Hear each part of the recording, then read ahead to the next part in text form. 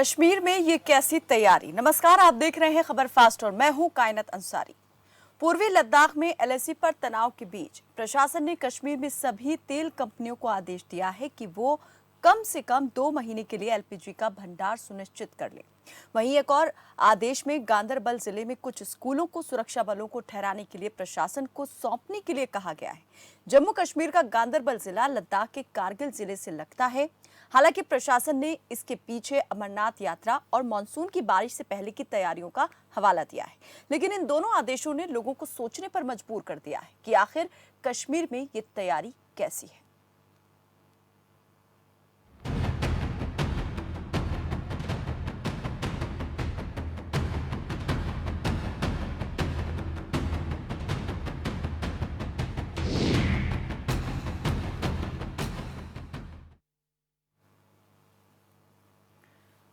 Bharat corona के कारण पहले से ही परेशान है और ऐसे में हर रोज नई मुसीबतें भी सामने आ रही हैं। एलएसी पर तनाव के साथ अब कश्मीर प्रशासन की ओर से सभी तेल कंपनियों को दिए गए फरमान से कश्मीर में रहने वाले लोगों की चिंता बढ़ गई है। हालांकि लोग 2 महीनों के लिए एलपीजी का भंडारण सुनिश्चित करने की बात से ज्यादा परेशान इस बात से हैं कि प्रशासन की ओर से गांदरबल जिले में कुछ स्कूलों को सुरक्षा बलों के ठहरने के लिए खाली कराने को कहा गया है। लोगों में आशंका है कि कहीं युद्ध के हालात तो नहीं बन रहे।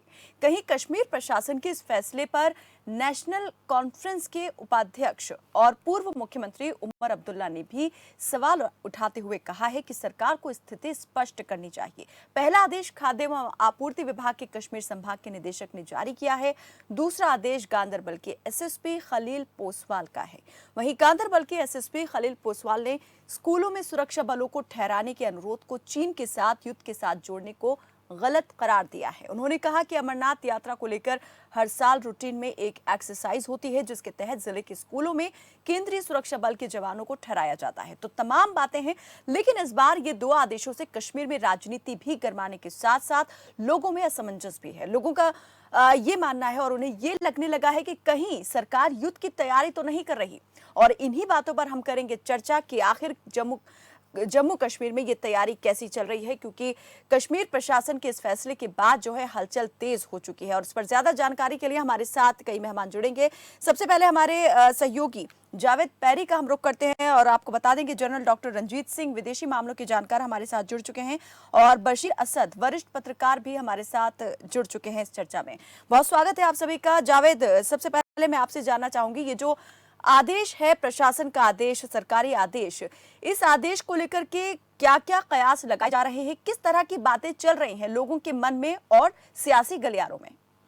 देखिए कायनात, बिल्कुल मैं आपको बताऊंगा, कल से जो कश्मीर घाटी में जो यहाँ पे लोग पैनिक हो रहे हैं, कुछ ऑर्डर्स पे ऑर्डर्स आ रहे हैं। कल एक ऑर्डर आया है कि जो गांदरबल जिले में जितने भी स्कूल है, जो बराबर जो हाईवे है लद्दाख और श्रीनगर के बीच में जितने भी स्कूल है उनको खाली करवाया जाए और वहाँ पे जो है सिक्योरिटी फोर्सेस को रखा दिया जाएगा। और उसके बाद और एक आदेश आता है कि तेल कंपनियों को कहा गया है कि 2 महीने तक जो है स्टॉक बना के रखो। और वही एलपीजी और लोगों को भी ये उस लेटर में ये भी लिखा गया है कि लोग जो है अपने खाने पीने का सामान और साथ साथ जो एलपीजी गैसेस है वो अपने घरों में रखे। तो कहीं ना कहीं उसके बाद एक ऑर्डर आता है कि इससे लद्दाख और चीन के जो बॉर्डर पे जो तनाव बने हुए हैं पिछले 3 महीनों से, उसको मत इससे जोड़ा जाए। लेकिन जो आप अमरनाथ यात्रियों के साथ साथ यहाँ पे जो है सैलाब का भी खतरा है, उसको कहा गया है। लेकिन जब भी अमरनाथ यात्रा होते हैं तब ऐसे स्कूलों को खाली नहीं किया जा रहा है। और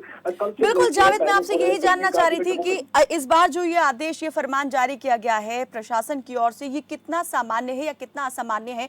क्या पहले भी कभी इस तरीके के आदेश यहाँ पर दिए गए थे, खासतौर पे तब जब कश्मीर के पास विशेष राज्य का दर्जा था? क्या कभी इस तरीके की तैयारी यहाँ पर की गई, प्रशासन ने या सरकार ने इस तरीके के आदेश जारी किए? और अगर अब ये आदेश जारी किए गए हैं तो ये कितने आपको लग रहा है कि बिल्कुल ही अलग है और कुछ खास होने का इशारा जो है ये कर रहे हैं? देखिए बिल्कुल मैं आपको यही कह रहा हूँ कि जब भी अमरनाथ यात्रा का टाइम होता है तब ऐसे स्कूलों को आदेश नहीं मिलते हैं कि स्कूल खाली करवाए और सिक्योरिटी फोर्सेस को उसमें रखा जाए। तो कहीं ना कहीं जब भी जब अमरनाथ यात्री का टाइम होता है तब एक महीने पहले जो है सिक्योरिटी हालांकि चाक चौबंद किया जा रहा है। तो जगह जगह पे जो है बैंकर्स बनाया जा रहा है और कैंप्स बनाए जा रहे हैं और जहाँ पे भी सिक्योरिटी फोर्स या जम्मू कश्मीर पुलिस को लगता है कि वहाँ पे सिक्योरिटी की जरूरत है वहाँ पे सिक्योरिटी मुहैया होती है। लेकिन कल से जो ऑर्डर्स आए हैं, लेकिन चीन और लद्दाख जो बॉर्डर पे तनाव बने हुए हैं लद्दाख में चीन और भारतीय सेना के बीच में जो पिछले 3 महीने से लगातार तनावपूर्ण हालात बने हुए हैं वहाँ पे। और वहीं अगर हम बात करें लद्दाख जो हमने जावेद, जैसा ये कहा गया है, अगर इसकी भौगोलिक स्थिति हम देखें इस क्षेत्र की, जैसे ये बताया जा रहा है कि ये कारगिल से लगता हुआ है, लद्दाख के कारगिल से इसकी जो सीमा है वो लगती है इस क्षेत्र की, तो क्या यहाँ पर अतिरिक्त जो सुरक्षा बल हैं उनकी तैनाती भी यहाँ पर कर दी गई है, सैनिकों की संख्या बढ़ाई गई है? क्या इस तरह से भी आप देख रहे हैं कि तैयारी कुछ खास है? देखिए बिल्कुल अगर हम बात करें जो श्रीनगर लद्दाख हाईवे है उस पे रोज जो है कानवाई लद्दाख की ओर जा रही है, उसमें टैंक्स और भी हथियार जो है वो लद्दाख के ओर मूव कर रहे हैं। तो कहीं ना कहीं उससे लगता है जो हालात है वो तनावपूर्ण बने हुए हैं बॉर्डर पे। दोनों देशों के अंदर जो सेना है वो वहाँ पे आक्रोश में है। तो कहीं ना कहीं जो स्थिति है वो जंग की ओर जा रही है। और वहीं अगर हम बात करें पिछले जो 3 दिन पहले जो बातचीत भी हुई है उससे भी कोई नतीजा नहीं सामने आया है। तो कहीं ना कहीं अब जो कश्मीर घाटी के बिल्कुल इन सब के बीच में एक और जावेद यहाँ पर जो बड़ी हैरान कर देने वाली खबर आई है वो ये है कि जो अलगाववादी नेता थे, हुर्रियत के नेता सैयद अली शाह गिलानी, उन्होंने भी यहाँ पर एक ऑडियो संदेश जारी करके अपने इस्तीफे का ऐलान कर दिया है। इस इस्तीफे को कैसे यहाँ पर देखा जाए, इसके क्या मायने निकाले जा सकते हैं इन हालात में? देखिए बिल्कुल जो आज सैयद अली शाह गिलानी जो हुर्रियत कॉन्फ्रेंस के चेयरमैन रहा है पिछले कई सालों से, हालांकि हुर्रियत जी का चेयरमैन है और 2008 से अपने ही घर में नजरबंद है जब से श्राइन बोर्ड जमीन विवाद हुआ है यहाँ पे। तब से लेके अगर अभी तक की बात करें सैयद अली शाह गिलानी ज्यादातर अपने ही घर में नजरबंद रहे। वही आज उन्होंने एक ऑडियो जारी किया और ऑडियो के साथ साथ एक लेटर भी जारी हुआ है कि सैयद अली शाह गिलानी आज से हुर्रियत कॉन्फ्रेंस को कोई करना है। वही ये उसमें ये सामने आ रहा है कि उस लेटर में ये लिखा है कि जो ऑक्युपाइड कश्मीर है वहाँ पे जितने भी हुर्रियत के लोग हैं वो वहाँ पे करप्शन में मुलव्वस है, उनको पैसे मिल रहे हैं वहाँ पे, और कई लोग जो है वो वहाँ पे सरकारी नौकरियां कर रहे हैं। और वही जितने भी यहाँ पे हालांकि जब से 370 को हटा दिया गया है तब से लेके जितने भी हुर्रियत नेता है वो चाहे कुछ हुर्रियत के नेता अपने घर में नजरबंद है और कुछ लोग जेलों में हैं। जो भी यहाँ पे हालांकि जिनको नजरबंद नहीं रखा गया, जिनको जेलों में नहीं भर दिया गया है, उन्होंने उस पर कोई बात नहीं की है 370 हटाने के बाद। तो उसको लेके जो है हुर्रियत कॉन्फ्रेंस के चेयरमैन सैयद अली शाह गिलानी ने इतना बड़ा फैसला ले लिया है शायद। और वही अगर दूसरी साइड से देखें 2 साल से सैयद अली शाह गिलानी लगातार जो है बीमार अपने ही घर में बीमार है। तो जावेद, एक मैं अंतिम आपसे इस बारे में सवाल करना चाहूंगी कि क्या कोई ठोस कारण उन्होंने दिया है इस तरीके से इस्तीफा देने के पीछे? देखिए बिल्कुल मैं आपको बताऊंगा 2 साल से लगातार सैयद अली शाह गिलानी बीमार है अपने घर पे। तो कहीं ना कहीं वो भी मद्देनजर रखते हुए शायद सैयद अली शाह गिलानी ने ये भी सोचकर इस्तीफा दिया होगा। लेकिन कहीं ना कहीं जो हुर्रियत के जो ऑफिस स्टेटमेंट है वो अभी तक नहीं आया है। क्या सैयद अली शाह गिलानी ने वाकई ये लेटर निकाली और ये ऑडियो जो है ये सैयद अली शाह गिलानी का ही है? तो कहीं ना कहीं इस पे जो है बातचीत जो ना यहाँ पे अफवाहें फैल रही है कि ये भी अफवाह है कि ये ऑडियो जो है सैयद अली शाह गिलानी का पुराना एक ऑडियो है, ये शायद वायरल हुआ है। तो कहीं ना कहीं इसको भी यहाँ पे लोग उस एंगल से भी देख रहे हैं। तो कहीं ना कहीं जब तक हुर्रियत कॉन्फ्रेंस का स्टेटमेंट नहीं आएगा, प्रेस रिलीज नहीं आएगा, तब तक ये कहना मुश्किल है कि ये सैयद अली शाह गिलानी की ही लेटर है और ये ऑडियो जो है सैयद अली शाह गिलानी ने इतना बड़ा फैसला आखिर क्यों और किन हालात के मद्देनजर ये ले लिया है, ये अपने आप में एक बड़ा सवाल यहाँ पर उठाता है। बहुत शुक्रिया जावेद इस तमाम जानकारी के लिए, और हमारे साथ जो मेहमान जुड़े हैं उनसे अब इस बारे में हम ज्यादा जानकारी हासिल करने की कोशिश करेंगे कि ये जो स्थिति एक ऐसी बनी हुई है कि अभी स्पष्ट नहीं है कुछ भी, और स्पष्टीकरण की यहाँ पर जो नेता हैं, और चाहे वो नेशनल कॉन्फ्रेंस के नेताओं की बात कर लें, पूर्व मुख्यमंत्री जम्मू कश्मीर के उमर अब्दुल्ला के स्टेटमेंट की बात कर लें, उन्होंने कहा है कि सरकार स्थिति को स्पष्ट करे क्योंकि लोगों में दहशत का माहौल है इस तरह की तैयारी को लेकर के। बशीर असद जी वरिष्ठ पत्रकार हमारे साथ जुड़े हैं। बशीर जी, सबसे पहले तो आप ज़रा अगर इस बारे में हमें ज़्यादा बता सकें कि आखिर इन सभी हालात को आप कैसे देख रहे हैं, कितना आप मानते हैं, कितना संतुष्ट हैं कि प्रशासन की ओर से जो यहाँ पर दलीलें दी जा रही हैं, क्या ये बिल्कुल ठीक आप मानते हैं इन हालात में ये जो तैयारी चल रही है और उसको लेकर के जो हवाला दिया जा रहा है, और अगर नहीं तो फिर इसके पीछे की वजह क्या है? कायनात बड़ी बदकिस्मती की बात है कि 5 अगस्त को जो 2019 में जो एब्रोगेशन हो गई, जी। उस वक्त भी कंटिजेंसी ऑर्डर्स आए मुख्तलिफ डिपार्टमेंट्स की तरफ से, जिनकी वजह से लोगों में बहुत ज्यादा कंफ्यूजन पैदा हो गया और बहुत ज्यादा क्यास पैदा हो गया। आप अगर दोबारा इस किस्म के इक्के दुक्के ऑर्डर्स आ जाते हैं तो नेचुरल सी बात है कि लोगों में बहुत ज्यादा तशवीश बढ़ जाएगी। जी जी। बशीर जी, आपकी आवाज नहीं मिल रही है। जी जी कहिए। जी हम सुन पा रहे हैं आपको। जी जी बशीर जी, लगता है कुछ तकनीकी दिक्कत आ रही है, हम जल्द ही उनसे दोबारा से संपर्क साधने की कोशिश करेंगे। जनरल डॉक्टर रंजीत सिंह हमारे साथ जुड़े हुए हैं, विदेशी मामलों के जानकार हैं। रंजीत जी, आप इन सब चीजों को कैसे देख रहे हैं, क्या लगता है क्या होने वाला है? जी बहुत बहुत धन्यवाद, इससे आपने मुझे और पास को मौका दिया। सबसे पहले तो कोई नया नहीं होने वाला है, बारिश का मौसम है। दूसरा, चाइना बॉर्डर पर थोड़ी सी टेंशन है। तीसरा, 100 आईटीबीपी कंपनीज वो बॉर्डर पर डिप्लॉय होने जा रही है, कुछ हो चुकी है। और फोर्थली, लोगों को कोई दिक्कत ना हो बारिश में, लैंडस्लाइड में, या जो चाइना और पाकिस्तान की तरफ से नेसेसरी टेंशन की जा रही है, तो सामान एडिशनल अगर शुरू से स्टोर कर लिया जाए, खासकर पेट्रोलियम वगैरह। सर, ये कोई जैसे कि हमने हमारे सहयोगी से भी जानने की कोशिश की, जावेद पैरिस, उन्होंने भी कहा कि पहले भी ये सारी चीज़ें जो है चलती रही हैं, लेकिन इस तरीके की तैयारी या इस तरीके के सरकारी आदेश कभी नहीं आए कि आप जो है भंडारण इतना कर लें। और जो सरकारी स्कूल हैं, करीबन 16 ऐसे संस्थान हैं जिन्हें खाली करने के लिए कहा गया है, जहाँ पर सीएपीएफ के जवानों को जो है ठहराया जाएगा, केंद्रीय सुरक्षा बल के जवानों को।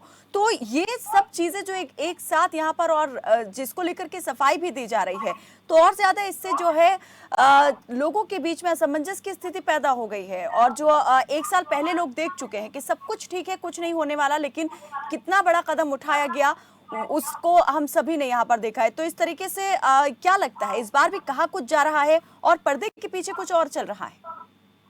देखिए, 2 कारण और भी है। एक तो के लीडर वो गिलानी ने आज रिजाइन दिया है, वो नॉन एंटिटी है, उसकी कोई नहीं चलती है, ना आज कोई ज्वाइन कर रहा है। 116 टेररिस्ट मारे गए। चेंज के अंदर भी थोड़ी सी सख्ताई हो रही है, आम आदमी खुश है इस बात से। और आर्टिकल 335 हटने के पश्चात जेएंडके में हालात बहुत सुधरे हैं, अभी लास्ट स्टेज चल रही है। ऐसे में डिफेंस फोर्सेज और पुलिस साथ मिलकर जो कार्य कर रहे हैं, ये चाहते हैं कि कोई और दिक्कत ना हो।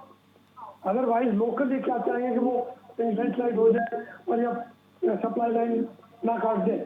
सर, कहीं ऐसा क्योंकि जो एलएसी पर विवाद चल रहा है, उस विवाद से भी इन तैयारियों की जो सब बंदोबस्त किए जा रहे हैं उसे जोड़कर देखा जा रहा है। क्या लगता है कि कहीं ना कहीं वो तैयारी भी यहाँ पर साथ साथ चल रही है, लेकिन अभी खुलकर कुछ नहीं कहा जा रहा? एलएसी पर हालात टेंस है, देयर इज नो डाउट। उधर से अमेरिका चीन को काफी दबाए हुए है, जापान, ऑस्ट्रेलिया, साउथ चाइना सी, वहां पर अमेरिकन रेड आ चुका है। तो चाइना को काफी चारों तरफ से घेरने की स्कीम है। इंडिया पीछे हटने वाली है। इंडिया ने सारे अपने रोड तैयार कर रखे हैं, बना रखे हैं, हेलीपैड्स हैं, एडवांस लैंडिंग ग्राउंड हैं, एडिशनल आर्मी के ट्रुप्स वहां जा रहे हैं। तो इस प्रकार जब मूवमेंट बढ़ रहा है तो जेएंडके में भी ये लोग कुछ सोच सकते हैं कि पता नहीं इंडिया और चाइना की लड़ाई ना हो जाए, या इंडिया चाइना की लड़ाई होती है तो पाकिस्तान फ्रंट ना खुल जाए। तो ये हालात नहीं होंगे। लोकल कोई जैसे पहले हुआ था 3 या 4 बार, उस प्रकार का हो सकता है। और बाकी पाकिस्तान तो लड़ने के काबिल नहीं है। जी बशीर असद जी हमारे साथ जुड़े हुए हैं, वरिष्ठ पत्रकार हैं और कश्मीर को बहुत करीब से इन्होंने देखा है, उसी ज़मीन से जो है इन्होंने काफ़ी लंबे वक्त तक जो है पत्रकारिता भी की है।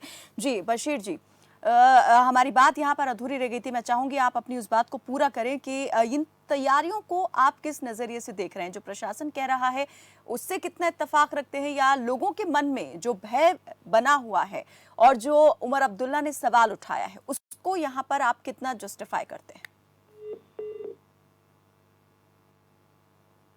चलिए, लगता है हमारा फिर से उनसे एक बार संपर्क टूट गया है।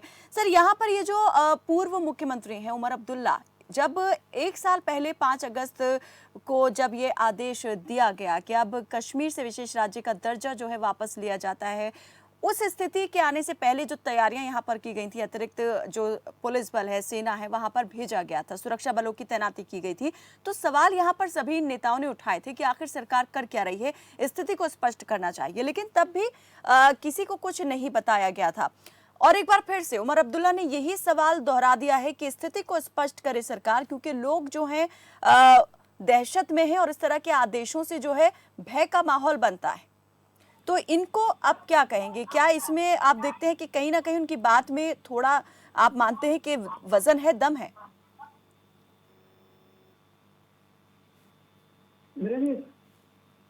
जी रंजीत जी।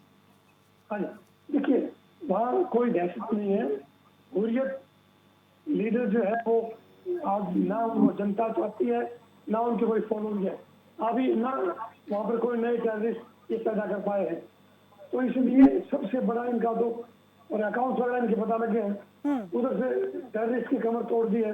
बिल्कुल चीन के में टेररिज्म खत्म होने के कगार पे है, इसमें कोई दो राय नहीं है।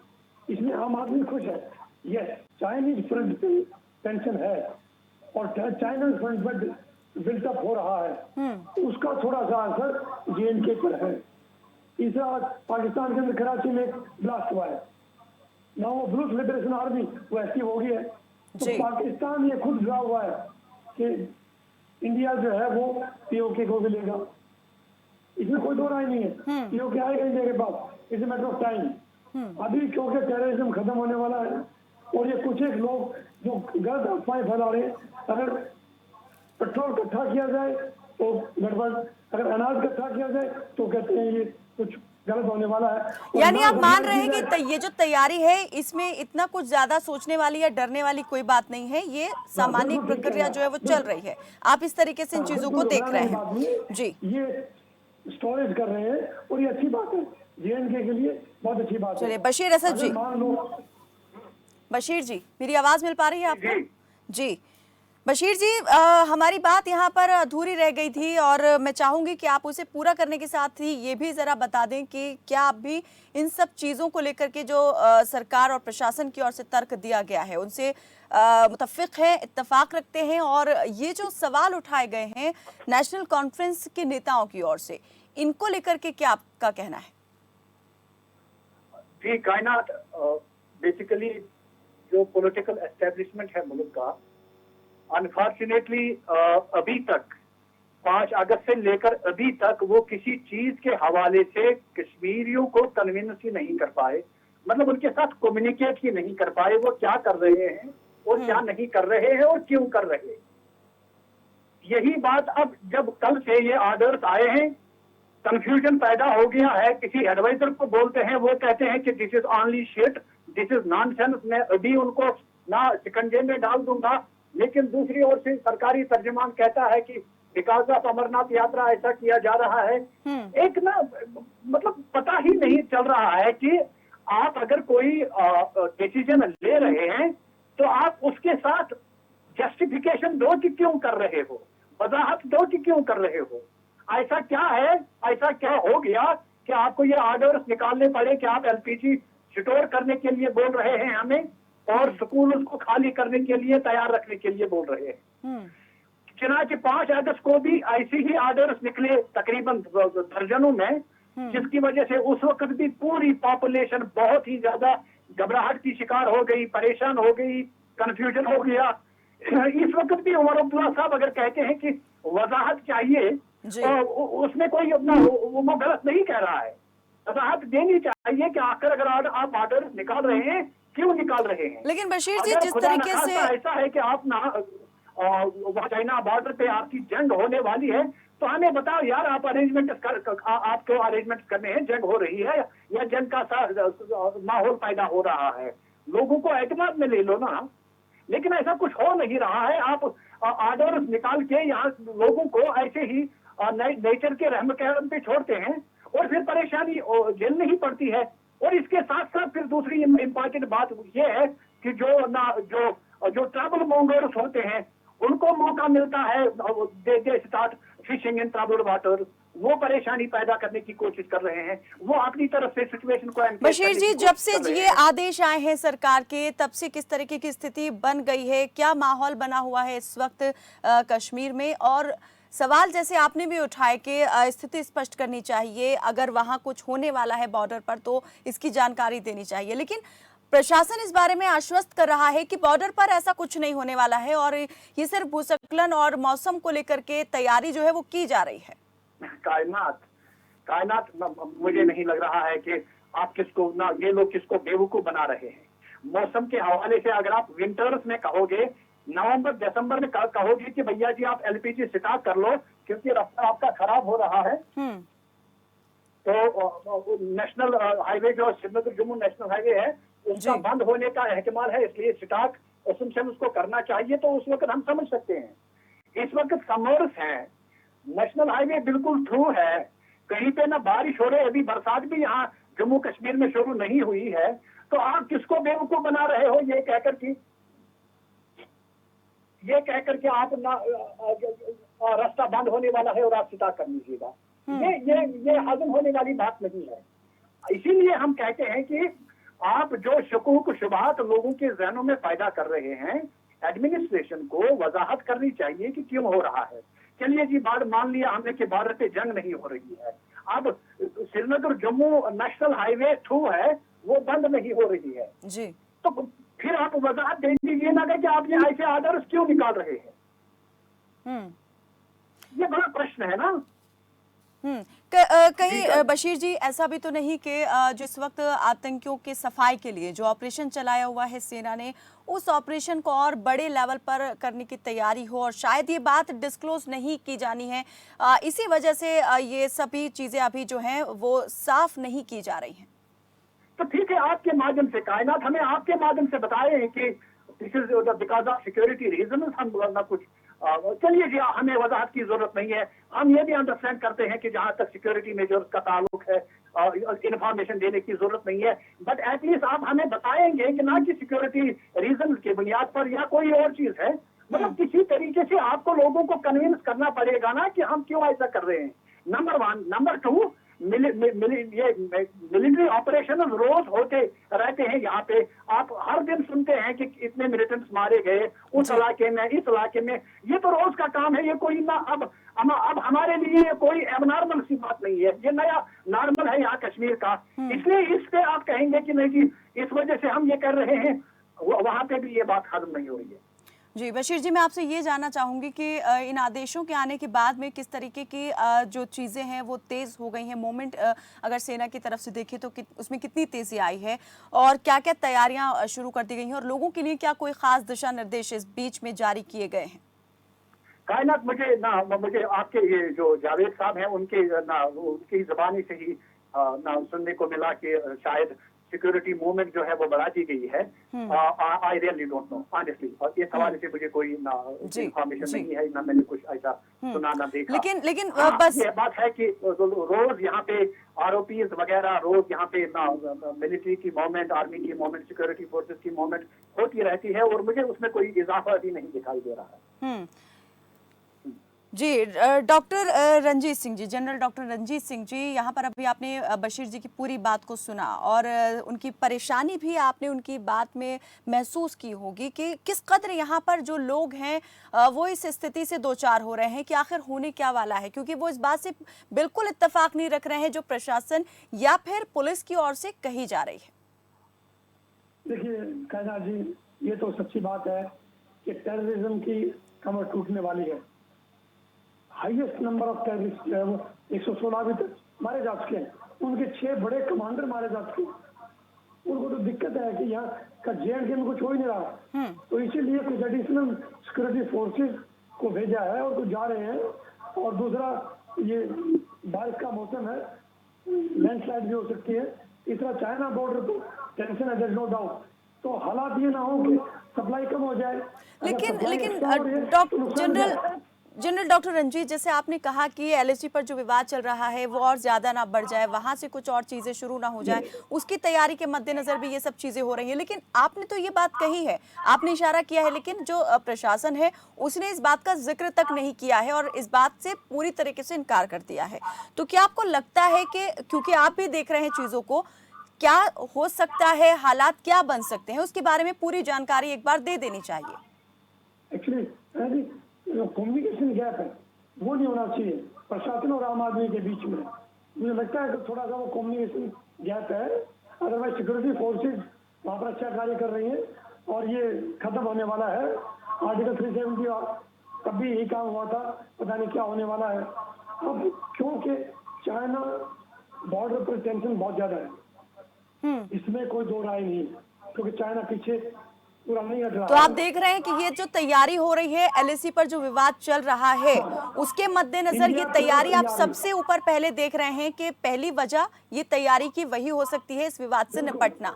जी बशीर जी, आपसे मैं ये जानना चाहूंगी कि एक यहाँ पर हुर्रियत के बड़े नेता सैयद अली शाह गिलानी ने जो इस्तीफे की घोषणा की है ऑडियो संदेश के जरिए, उसको लेकर के आप क्या कहेंगे और क्या आप देख पा रहे हैं ये जो सब तैयारी चल रही है, इससे भी उसका कोई आपने देखते हैं कोई लिंक है आपस में? नहीं, जो गिलानी साहब को नहीं जानते हैं उनको आश्चर्य होएगा इस बात पे, लेकिन मुझे बिल्कुल भी ताजुब नहीं हो रहा है, क्योंकि गिलानी साहब ने हमेशा कोशिश की है कि जो जिम्मेदारी है वो दूसरों के सर थोपी जाए। जब हालात खराब होते हैं, जब उनके हाथ से सब कुछ निकलता देखा जा रहा है, तो वो फिर कोई ना कोई ऐसा शतरंज खेलता है कि जिससे वो अपने आप को बरी जिम्मा करने की कोशिश कर रहा है। हिस्टोरिकली अगर देखा जाए तो गिलानी साहब ने हुर्रियत कॉन्फ्रेंस के 3 सेक्शन कर लिए, 3 हिस्सों में बांट दिया, सिर्फ और सिर्फ इसलिए क्योंकि उसके साथ कोई जिम्मेदारी ना आए। इस वक्त जो लग रहा है, जो इल्जामात उसने प्रेस रिलीज में, अभी तक ये पता नहीं है कि क्या ये कंफर्म है या नहीं है, मुझे ये पता नहीं है। अगर ये कंफर्म है कि ये स्टेटमेंट सच्चाई पर मबनी है और उसने वाकई ऐसा कहा है, फिर जो उसने इश्यूज अपने प्रेस रिलीज में उठाए हैं कि करप्शन कर रहे हैं हुर्रियत कॉन्फ्रेंस के लीडर्स, और वो अपने बाल बच्चों को पॉलिटिकली उनको वो कर रहे हैं अकोमोडेट वगैरह वगैरह, ये सारे इल्जामात गिलानी साहब के सर पे आते हैं। तो यानी कि आप ये मान रहे हैं कि ये जो तैयारी चल रही है, इसको लेकर के तो अंदेशा और बढ़ गया, और ये सोच के कि कहीं जांच की आंच उन तक ना पहुंच जाए, इसीलिए इस तरीके से उन्होंने इस्तीफा दे दिया। लेकिन जो हालात यहाँ पर बने हुए हैं इस वक्त और जो स्थिति बनी हुई है, उसको लेकर के सवाल जो हैं और शुभात जो है वो सभी के मन मस्तिष्क में अभी भी उठ रहे हैं। बहुत बहुत शुक्रिया आप दोनों का ही हमारे साथ इस चर्चा में जुड़ने के लिए।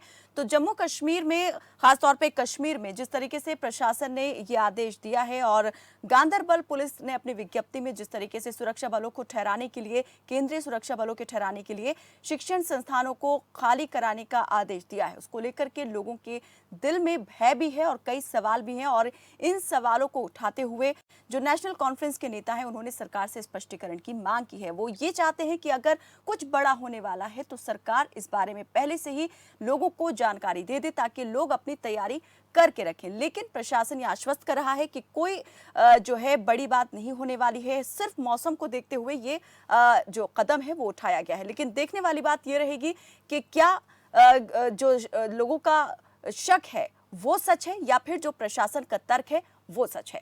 फिलहाल के लिए मेरे साथ बस इतना ही। आप देखते रहिए खबर फास्ट। नमस्कार।